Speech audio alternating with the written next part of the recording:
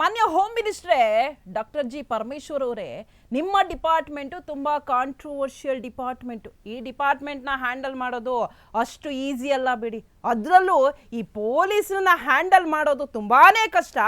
ಆದರೂ ಕೂಡ ನಿಮ್ಮ ಇಲಾಖೆಯನ್ನ ನೀವು ತುಂಬಾ ಚೆನ್ನಾಗಿ ನಿಭಾಯಿಸ್ತಾ ಇದ್ದೀರಾ.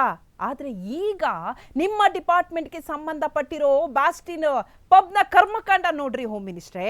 ಬ್ಯಾಸ್ಟಿನ್ ಪಬ್ಬು 2 ವರ್ಷಗಳ ಹಿಂದೆ ಓಪನ್ ಆಗಿರೋದು. ಇದರ ವಿರುದ್ಧ ನೂರಾರು ಕಂಪ್ಲೇಂಟ್ಗಳು ಬಂದಿದ್ರು ಕೂಡ ಯಾವುದೇ ಒಂದು ಕಂಪ್ಲೇಂಟ್ ಕೂಡ ಫೈಲ್ ಆಗಿಲ್ಲ. ಇದರಲ್ಲಿ ನಡೆದೇ ಇರೋ ದಂಧೆನೇ ಇಲ್ಲ. ಗಾಂಜಾ, ಡ್ರಗ್ಸು, ರೌಡಿಸಮು, ಅಂಡರ್ ವರ್ಲ್ಡ್ ಡಾನ್ಗಳು ಬಂದು ಮಾತಾಡೋದು, ಹೀಗೆ ಕಾನೂನಿಗೆ ವಿರುದ್ಧವಾಗಿ ಏನೆಲ್ಲ ಕೆಟ್ಟ ಕೆಲಸಗಳು ಆಗಬೇಕೋ ಅದೆಲ್ಲ ಕೂಡ ಈ ಪಬ್ಬಲ್ಲಿ ನಡೆಯುತ್ತೆ.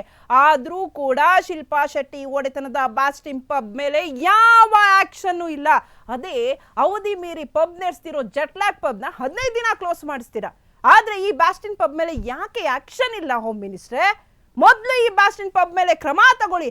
ಅಲ್ಲಿರೋ ಇನ್ಸ್ಪೆಕ್ಟರು ACP ಮೇಲೆ ಎನ್ಕ್ವೈರಿ ಮಾಡ್ರಿ. ಹಾಗೇನೆ ಬ್ಯಾಸ್ಟಿನ್ ಪಬ್ ಮ್ಯಾನೇಜರ್ ಸೇರಿದಂತೆ ಸಿಬ್ಬಂದಿಗಳನ್ನ ಅರೆಸ್ಟ್ ಮಾಡಿಸಿ 3 ತಿಂಗಳ ಹಿಂದಿರುವಂತಹ CCTV ಫೋಟೇಜ್ನ ತೆಗೆಸಿ. ಅವಾಗ ಗೊತ್ತಾಗುತ್ತೆ ಯಾರ್ಯಾರ ಕೈವಾಡ ಇದೆ, ಯಾರ್ಯಾರಿಗೆ ಮಾಮೂಲಿ ಹೋಗುತ್ತೆ, ಎಲ್ಲ ಕೂಡ ನೀಟಾಗಿ ಗೊತ್ತಾಗುತ್ತೆ. ನೋಡಿ ಹೋಮ್ ಮಿನಿಸ್ಟ್ರೇ, ನೀವು ಈ ಬ್ಯಾಸ್ಟಿನ್ ಪಬ್ಗೆ ಬುದ್ಧಿ ಕಲಿಸಿಲ್ಲ ಅಂತ ಅಂದ್ರೆ ಇದನ್ನೇ ನೋಡ್ಕೊಂಡು ಇನ್ನೊಂದಷ್ಟು ಪಬ್ಗಳು ಇದೇ ತರ ಆಗುತ್ತೆ. ಈಗ ನೀವು ಬ್ಯಾಸ್ಟಿನ್ ಪಬ್ಗೆ ಒಂದು ಕ್ಲೋಸ್ ಮಾಡಿಸಿದ್ರೆ ಎಲ್ಲವೂ ಗಪ್ಚುಪ್ ಅಷ್ಟೇ.